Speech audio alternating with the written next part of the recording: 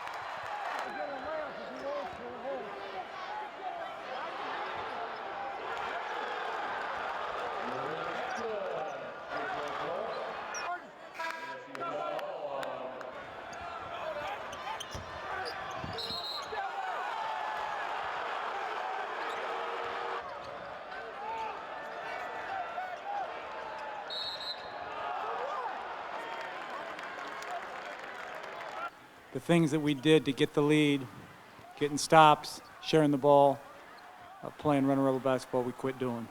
And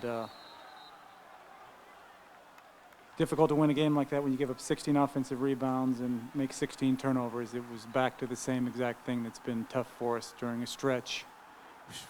We've done a good job starting second halves, and then we hit a stretch in the second half where we have a hard time, and we got to address that, and we got to address it quickly. It's just a toughness factor. We've just got to get in there and get the ball.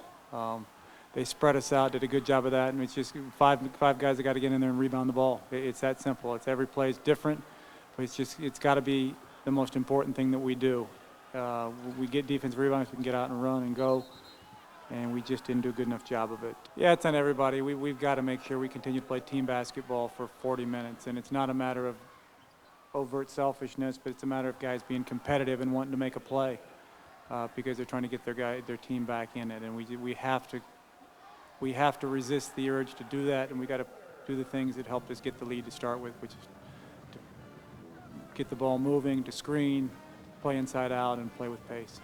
We've all got to regroup, and we got to go defensive rebound the ball. We've just got to find a way. Yeah, we got to block out. Yes, we've got to have great technique. We got to do all those things. At the end of the day, the team that goes and gets the most 50-50 balls typically is the team that wins, and we have to be that team if we're going to get ourselves to be a championship level team. We definitely need to get together, and we definitely need to have that talk where how do we improve from this disappointing loss.